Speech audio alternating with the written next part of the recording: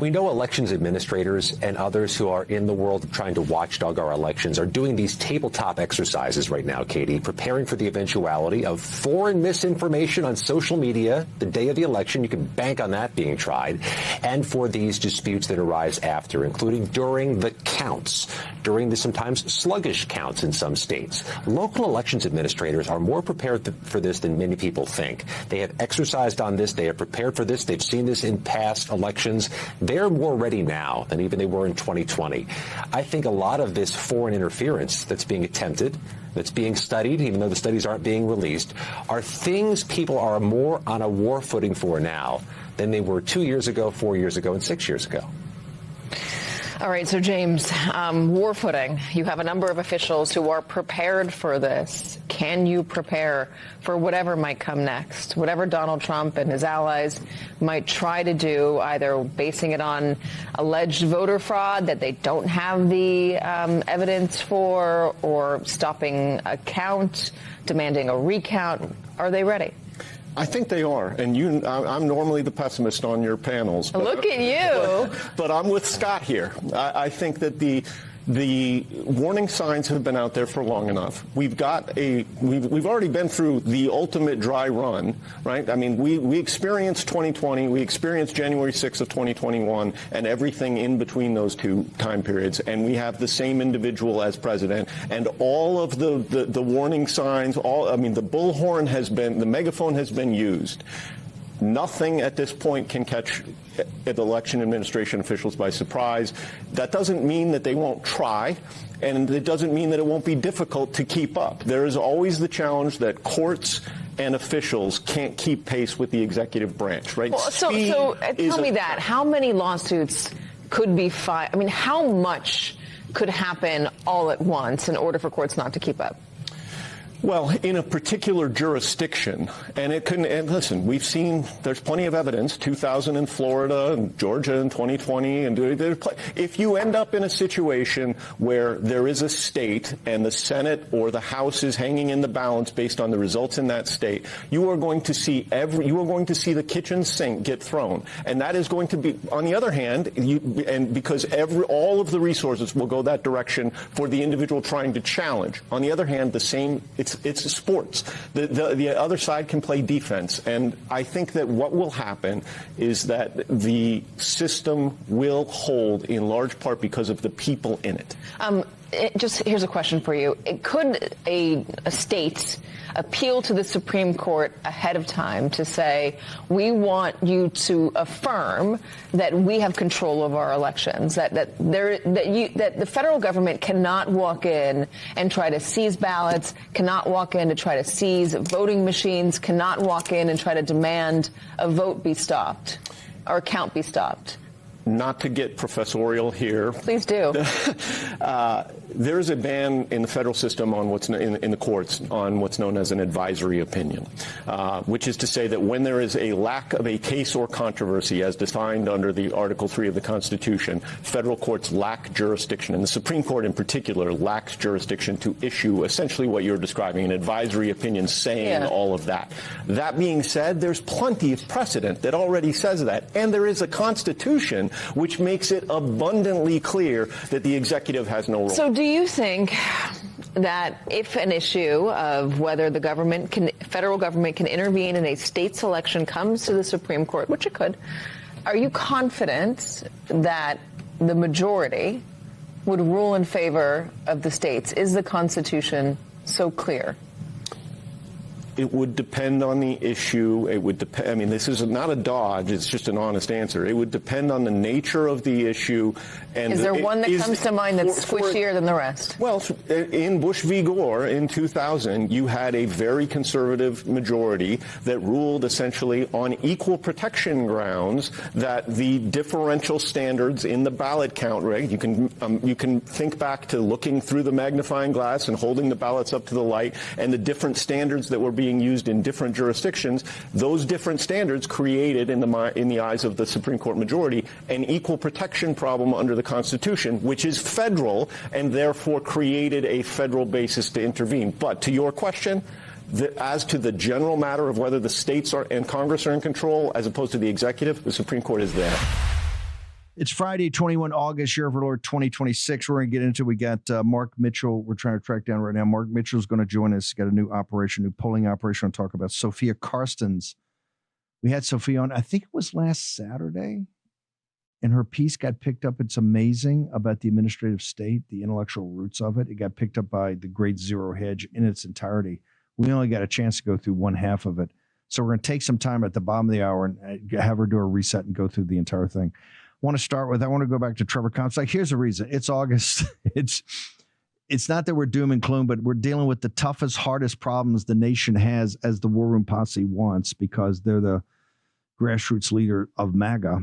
But every now and again, like I said, we finish the show so often with you running through the tape, Trevor Comstock, because, and I want people to understand this, Trevor started this business, came to us through some colleagues we had, and we were looking to do some of this, or he came with us, and he had a concept of doing one of these type of companies, but do it totally differently, in that the products would be handcrafted, but most importantly, be made with American materials, with American hands, and that even if you had to take a hit on your operating income or the margin that you could have back as profits, you would do that because it was more important to know that the integrity of these products were American made. Trevor Comstock, you've been just extraordinary and people love it.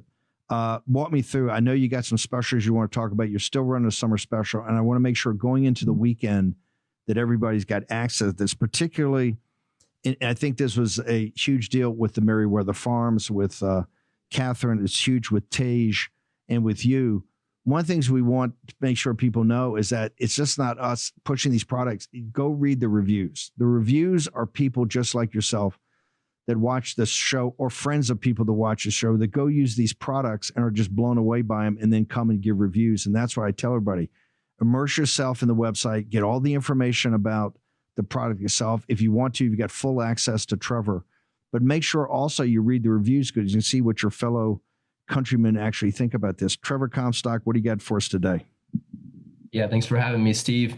And to your point, before I forget, you can definitely still use code SUMMER for 20% off any order. We have that sale going through the weekend.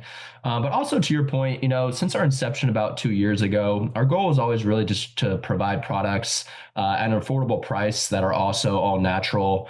And when we started, and what we continue to see today, is that unfortunately throughout the industry, and especially with a lot of these larger corporations and companies, and just like products you see on Amazon, of course, not all of them are bad, but many, if not most, will advertise them as healthy. And then, of course, when you look at the label, you'll just find a ton of things like chemicals, preservatives, food dyes, and binders that benefit the company and help extend the shelf life. But unfortunately, it's pretty detrimental for human health and consumption, but they just hide it. So again, at Sacred Human, we just wanted to take the opposite route, where we're always making sure that we're just using the purest product or purest ingredients possible. We also third-party lab test all of our products as well for purity, and we test for things like heavy metals, which most companies don't do. But then to take it a step further, we also promise to make sure that everything's produced right here in the USA. So we're not outsourcing anything overseas like most companies do. Most companies just outsource everything, usually to China, especially when they get bought out. We will never do that. That's always our promise, to make sure that everything's handcrafted here. And then, of course, I did want to just touch on the grass-fed beef liver. It's our baby. It's what we started out with.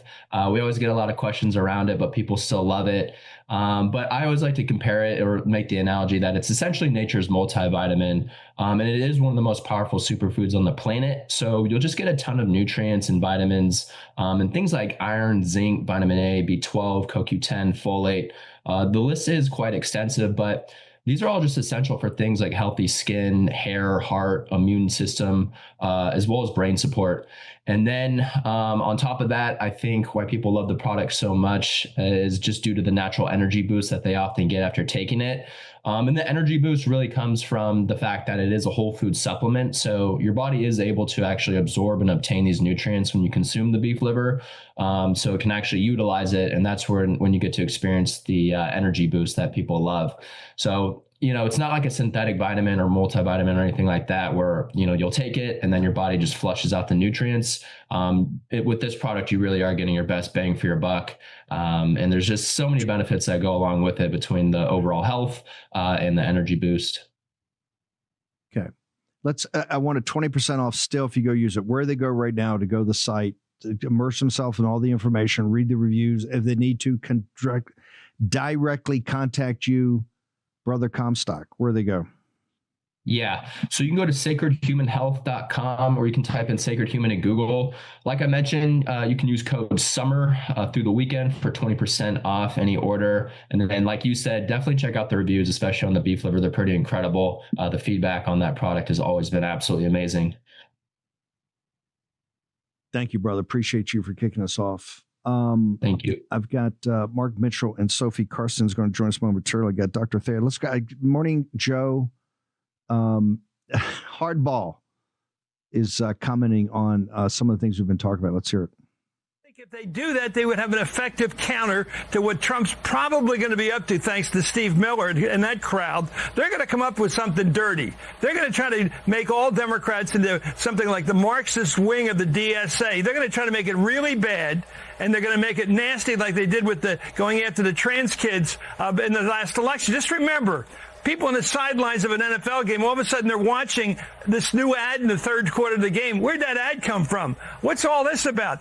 As Karl Rove told me, the Republicans are good at that last 6 weeks where they come up with something really nasty like Willie Horton. By the way, his name was never Willie in his whole life. They came up with the name Willie because they wanted to sound black. Excuse me. They are very good at confecting this stuff. And I can see they can do something with the DSA, and they're going to make them into real Marxists. They're going to play the game. Personally, I think AOC is as American as apple pie. It won't work with her. It may work with some others, but I think they're going to get nasty, and I think it's going to be a really great close. Is Chris Matthews a dirty old man? As American as apple pie. Yo, Dr. Thayer, are you sitting there smearing the DSA as Marxists and communists, sir? Hardly. I think if the shoe fits, wear it. They're clearly Marxist. They're Leninists at the end of the day, as is the inner party of the Democratic Party. The DSA is a front organization. It's not what's going on here. It's the Democratic Party which is driving all of this and has been for decades. So whatever, Chris Matthews can say what he wants, of course, but at the end of the day, AOC is not as American as apple pie. AOC is determined to replace the United States, to replace America with ultimately what's going to be a communist tyranny, because we're in a revolutionary time in the United States, which is very important, of course, for the War Room audience to recognize. We are in a revolutionary time, and that's what's happening right now, today, which is why these elections are so important. It's absolutely critical to turn out, to vote, to get involved, so that we're going to be able to defeat the communist revolution. Where do they go? Your new book is a kind of rips the veil off all this, the 100-year war we've had against the Marxists and the communists. Where do they go? Why do people, we got about a minute, why do people need to read it now? Where do they go to get it? Steve, folks need to read it now because it explains what the threat is, why we've gotten to this point. Over 100 years, we fought communism better in the past when our identity was stronger. Communists have gone sledgehammer blows against our identity to weaken it. It also explains the solution, what Americans need to do, and that's to rediscover our national identity. American identity is the antidote to communism, and it suggests ways people can get involved and books people can read, including Whittaker Chambers' Witness and other books, to really be involved in how this threat developed and how Americans dealt with in the past and what they need to do in the future. So folks can go to Amazon or to Barnes & Noble. And I'm Brad Thayer on X and Bradley Thayer at Getter and Truth. Steve, thank you so much for writing the foreword to it. It's obviously very important to really frame the book and to put it in context as you did. Yeah. Let's give Chris Matthews something to really worry about. Dr. Bradley Thayer, thank you. Yeah. The 100-year war against communism. Thank you, Dr. Thayer. Short commercial break. The Mark Mitchell back on the War Room. Wow. This guy is fire breathing. Next in the War Room.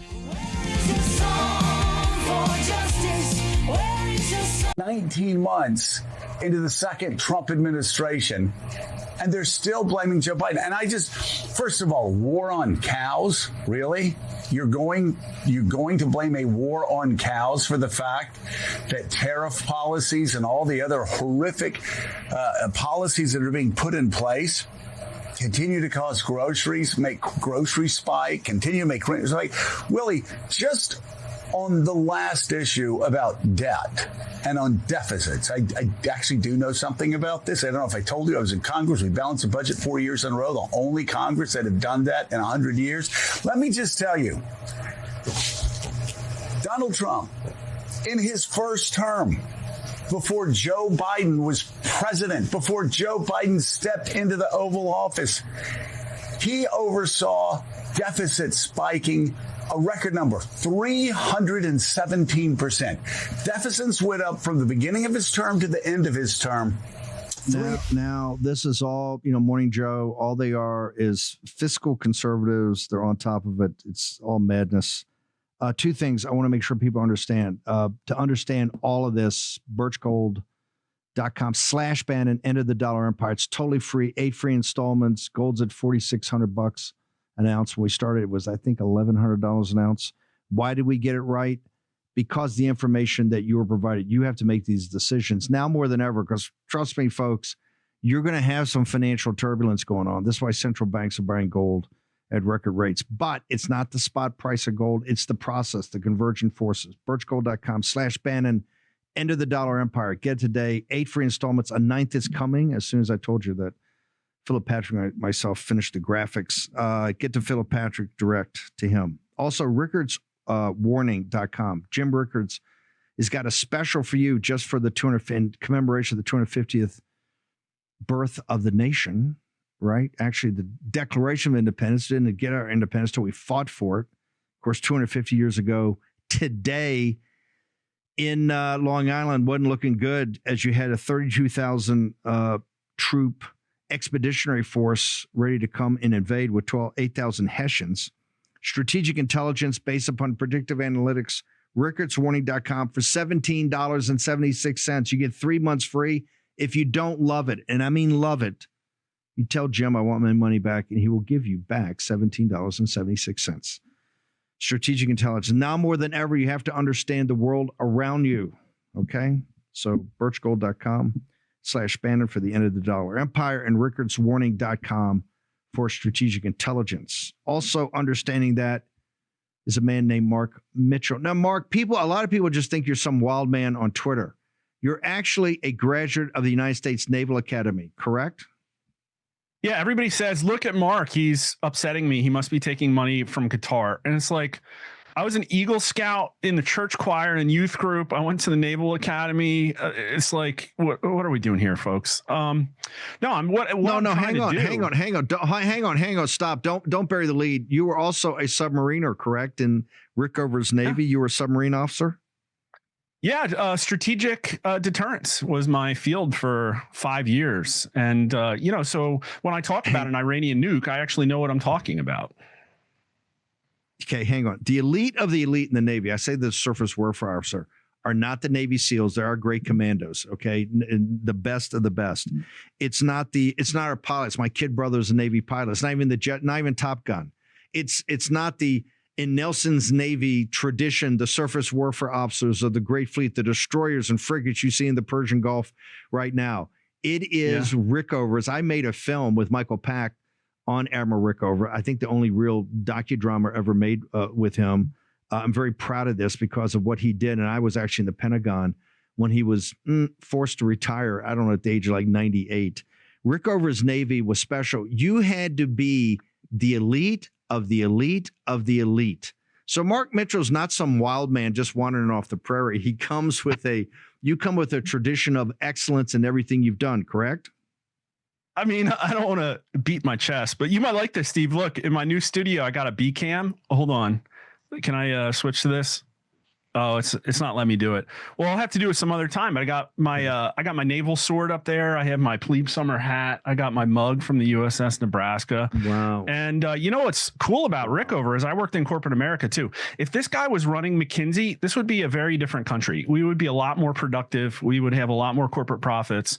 There would be a lot more objective decision making, and you can guarantee we would not be seeing woke DEI stuff. Admiral Rickover was really one of the most important, one of the giants of the 20th century. That's why I made a film about him, Mark. You should know. Michael Pack came to me and they did a poll of Americans, I think back in the 90s or 2000s, and only like 2% of the people even remembered who he was. I go, Rickover was a giant, so that's where we did it.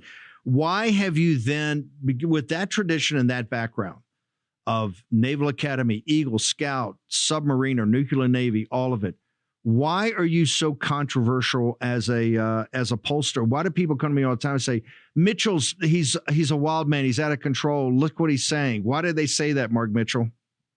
Well, you know, I've been exposed to this industry, and you obviously know the hijinks that go on. And believe it or not, they go on both the left and the right. They generally go on for different reasons. The left does it for the love of the game or for ideological reasons or because of their corporate advertisers. The right, there's a lot more lobbying going on, a lot more money changing hands behind the scenes. But over the break, while I was silenced, I read this book here, George Gallup's 1940 Pulse of Democracy. And he basically popularized the polling industry in the United States. And he did it for a very clear reason. He wanted a referee for the American citizen. He thought that democracy is going to be very hard in a big disparate republic.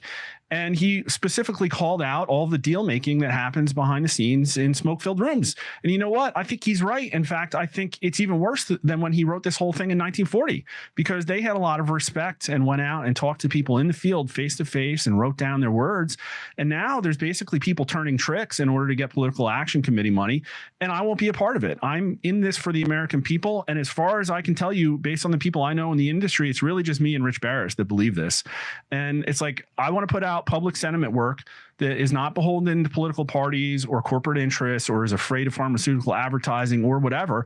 And if that's got uncomfortable information, like, I'm sorry, but it's not my job to shill for your political party.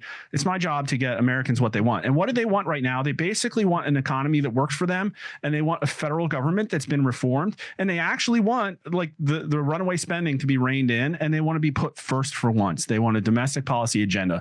And obviously we know this, as I've talked about on your show, because that's why Donald Trump got a mandate in 2024. An economic populist, government reform, restore order mandate. And it was a big coalition that came together in order to give us that. People say today, I'm going to get back to that in a second. People say today that polling's basically turned into a psyop. You saw the situation on the Democrat side where they admitted afterwards, hey, we just made it up, and the media bought into it. On the DSA candidates running away by 20 points in Wisconsin and Michigan. Is polling deteriorated now in your eyes to basically most of it's just a psyop?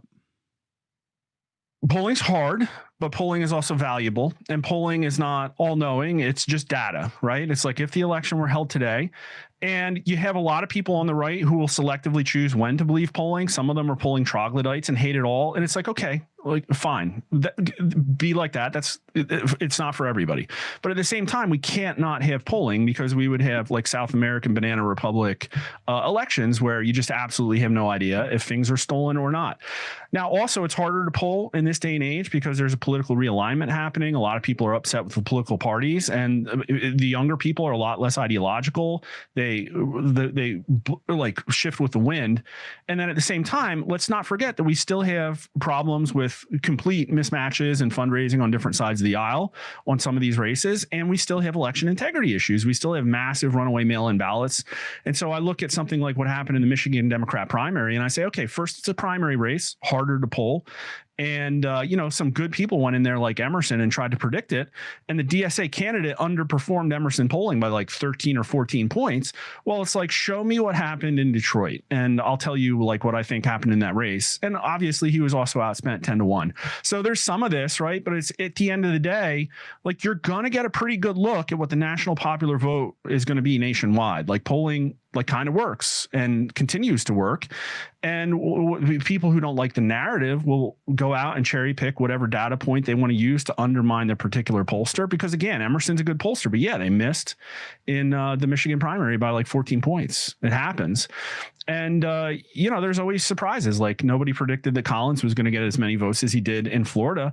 But at the end of the day, I come back to the sentiment work, like the why. And it's like, okay, yes, like I've shown on your show examples of how we know the left wing polling industry will fudge the numbers and try and create some fake momentum for the Democrat establishment candidate like Kamala Harris, or how they'll try and do ops to undermine the anti-establishment candidate, spring of 2025 Trump and the 100-day worst polling in history. But we can't also not acknowledge that if you look at any pollster, apples to apples, if you go into look at New York Times right now, compare Trump's current approval rating today with where George W. Bush was exactly at this point in 2006. And you're going to be surprised because they're basically going to track. And that's just the reality. I'm not going to like lie or sugarcoat that for people. What I want to tell you is why. And why that is because people wanted economic populism and there was a mandate to reform the government. And that's why Trump got elected. And I got a chance to meet him, as we've talked about, in November, almost a year ago. And I sat in that, he was having lunch. I sat in that room and I told him, you are going to lose the midterms in the fall unless you can refocus on single-minded laser focus on economic populism and visible, brutal reform of the federal government. And if you stray from that, it's not going to work. And I think I was right. And I was very open about thinking the Iran strike would be a bad idea. Yeah. I'm going to hold you through the break. Sofia Karstens is going to join us. Also, when President Trump says that, or Besson says that they've been mandated now on fiscal consolidation, and you got Vogt and Besson in 2 weeks going to present a plan to the president that has both revenue changes and cost changes. That is what Mark Mitchell was talking about. A brutal, restructuring of the U.S. government to get spending under control so we don't implode with Republic ending debt. Short commercial break. Mark Mitchell, Sofia Karstens on the other side. War Room. Here's your host, Stephen K. Bannon. Okay, when Scott Besson and Vogt come back in 2 weeks with kind of this plan, the growth plan, but it's dealing with both revenue issues and cost issues. The revenue issues is, remember, Scott's dual-hatted. His other hat, he's overseeing the IRS. He's got a mandate from President Trump. Everything we're owed, we got to collect because we're essentially broke. We can't have $2 trillion deficits. One reason I need you to get above 5.5 trillion in revenue, Besson, go for it. Tax Network USA, tnusa.com/Bannon, or call the special hotline, 866-513-5516. For $49. This is about the October 15th extension. Since you filed an extension, you've got a tax file. They can actually pull it with your permission, and for $49, they will, and they'll walk you through the bid and the ask. What is that? What the federal government thinks you owe, and of course, what you think you owe. You need that information, and you need it now. For $49, you can get it. 866-513-5516. Do it today. Tax Network USA. Mark Mitchell, just give me the overall theme. A couple of minutes of why you stepped away. You've now got the honest poll. You answer to yourself. You're going to be on a lot. We love you for the fact you're brutally honest. You never pull your punches, and you're a Naval Academy grad and a former naval officer. I'll throw that in too. So give us the overarching thesis, the theory of the case of why you did this and what you're going to be presenting. And then we'll have you on hopefully maybe tomorrow or over early next week to go through some details of where we stand right now, sir. I really appreciate it. And thank you for having me back on. You didn't have to do this, and very helpful. And I believe in independent polling, and I think it's under attack. I think independence in many forms is under attack. So much money in politics. It's so easy to sell your integrity, and the American people deserve better. And so my goal is to poll the American people, ask the questions behind the politics. What do Americans want? How can we get them more of that? How can the country move in the right direction? And if it's uncomfortable, that's fine. I can be the whipping boy because I don't have to take money from a political action committee. So I worked for Rasmussen for 5 years. I think I did a lot of things to improve that business. our credibility increased like quite a bit. And also at the same time, I was critical of the Trump administration because, in my opinion, in order for this coalition to stay together, Trump has to remember why he got elected and talk about that every day. And that means not necessarily taking sides against some of these people that are part of that coalition. Like, for instance, you have a median first-time homebuyer age of 42 right now. And so the house values are a real problem to people. And so that should inform how you talk about people, because that's a core part of economic populism. People not even be able to afford the American dream. And so I'll say that, and I've been critical and have said that. And in my opinion, that's a valuable feedback loop that the right could use to get its messaging better. And what unfortunately I think you're seeing now is this expedient dog ate your homework kind of rush to slap something together for the midterms when they were warned almost a year ago that this was coming. And not just that, some of the pollsters gave false information. We'll get into all that next week. Where do they go? Honest poll. Where do they go right now to find your channel, your social media, all of it, sir? Where do they go? On Twitter, I'm at Honest Pollster, but I just started a new YouTube channel, and I have a 24-minute video that's my story about why I left Rasmussen Reports. Long story short, I was told that my criticism of the Trump administration was potentially unhelpful to the business because it was going to endanger the opportunity of collecting money from a Trump-aligned political action committee. And I don't play like that. I will be funded by the American people, advertisers, subscribers. So go to @HonestPoll on YouTube. Please join. It's sink or swim time, and we're going to put the American people first. Thank you, brother. Appreciate you. Appreciate Honest Poll. Everybody go over there. It's totally free. Sign up. Thanks.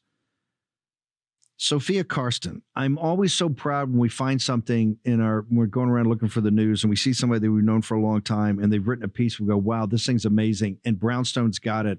We have you on. And then the great Zero Hedge, which I think is one of the best sites in the world, puts it up in its entirety and puts it as a feature story. And that's what happened. Deep capture the administrative state's intellectual organs.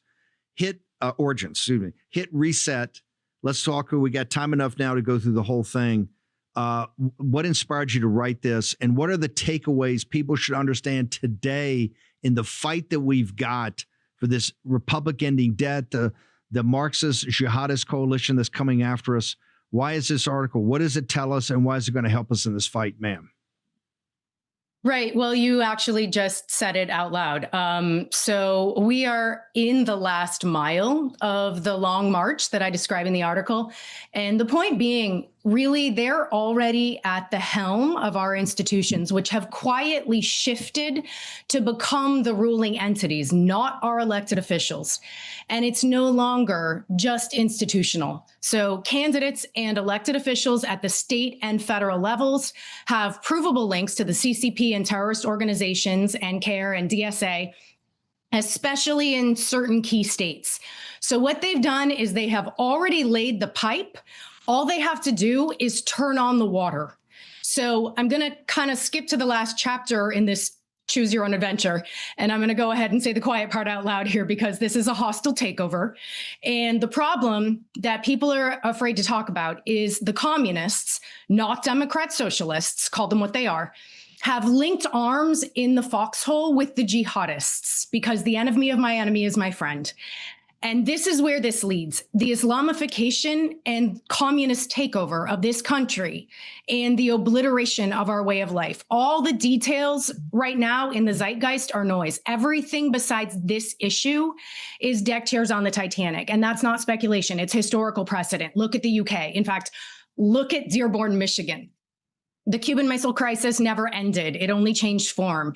And before you say all these countries aren't allies, it doesn't matter. These entities might spit at each other politically, but global politics is just a game of Monopoly to them. Above all that, it's a business and they all want a seat at the table. So they will play nice in the sandbox to get a piece of that pie.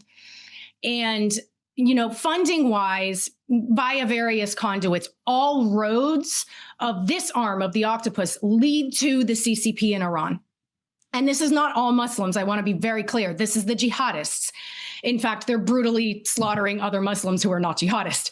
But they are pushing a psyop designed for poor Soviets. And the embarrassing part is that so many educated Americans are falling for it.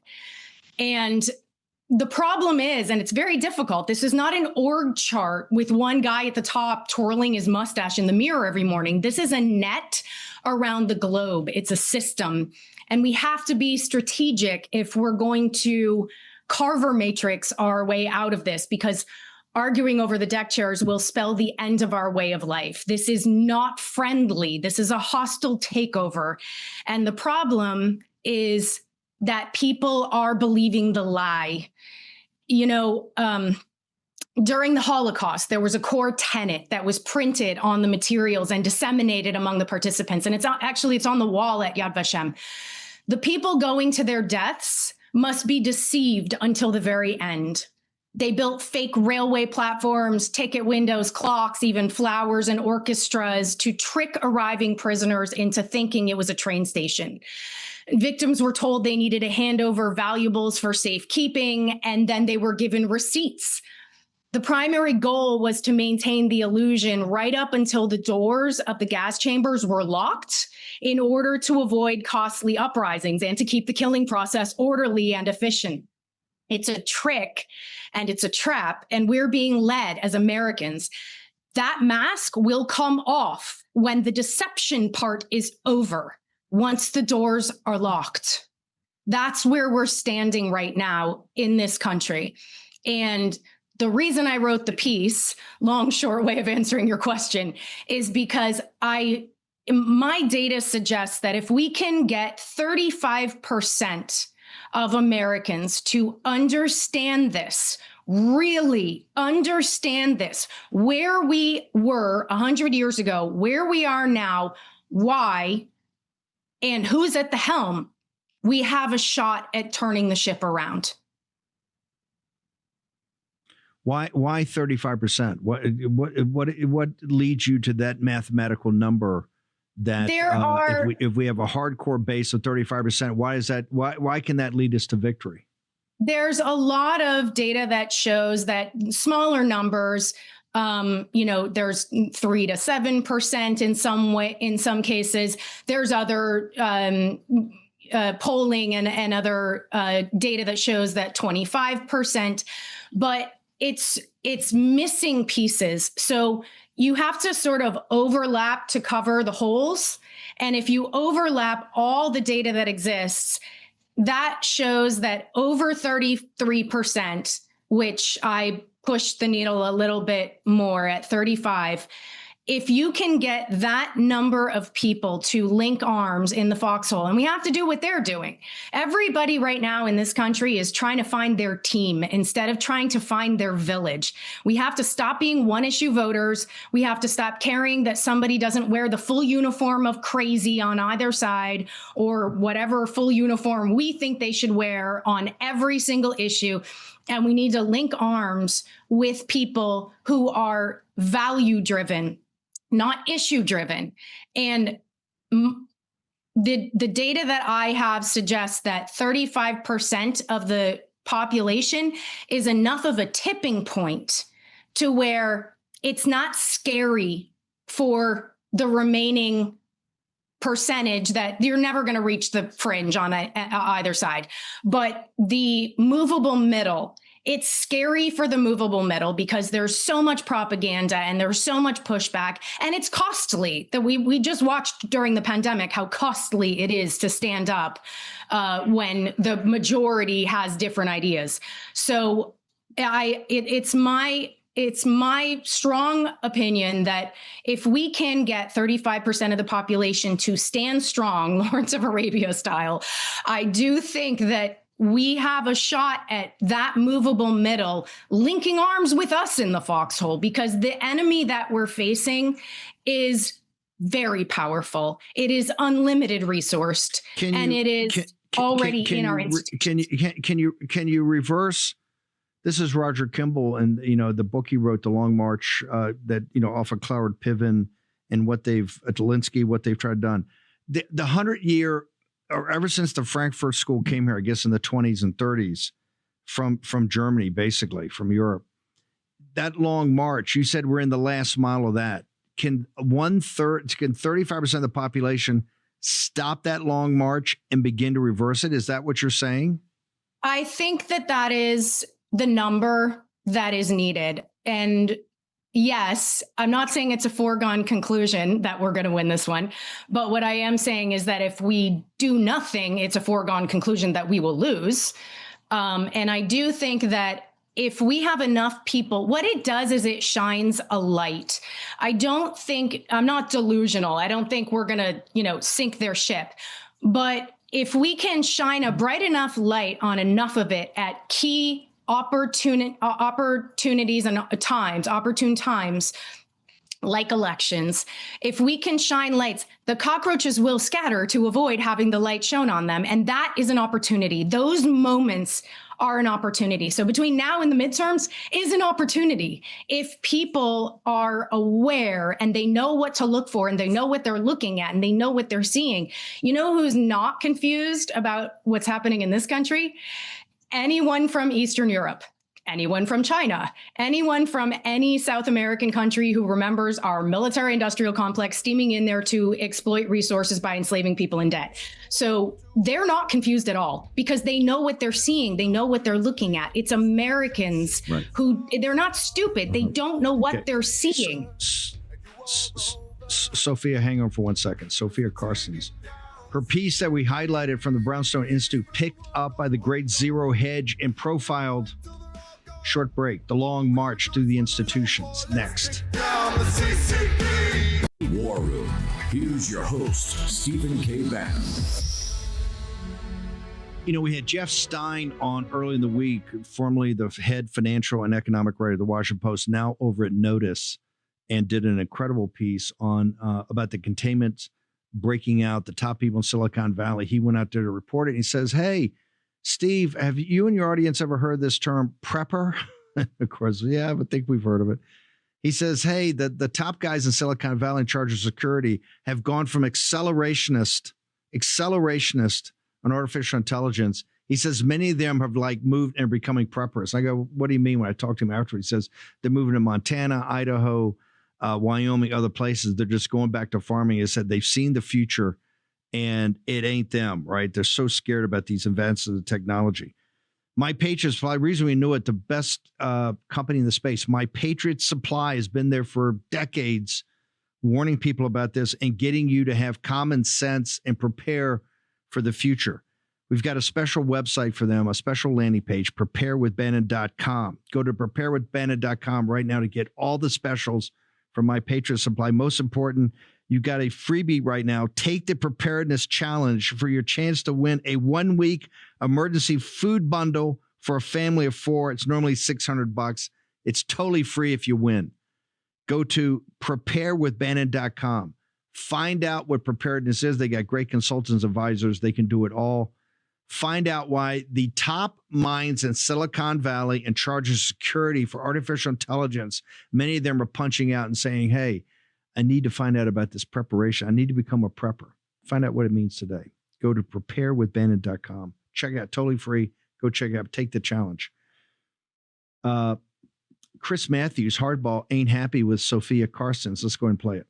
I think if they do that, they would have an effective counter to what Trump's probably going to be up to, thanks to Steve Miller and that crowd. They're going to come up with something dirty. They're going to try to make all Democrats into something like the Marxist wing of the DSA. They're going to try to make it really bad, and they're going to make it nasty like they did with the going after the trans kids in the last election. Just remember, people on the sidelines of an NFL game, all of a sudden they're watching this new ad in the third quarter of the game. Where'd that ad come from? What's all this about?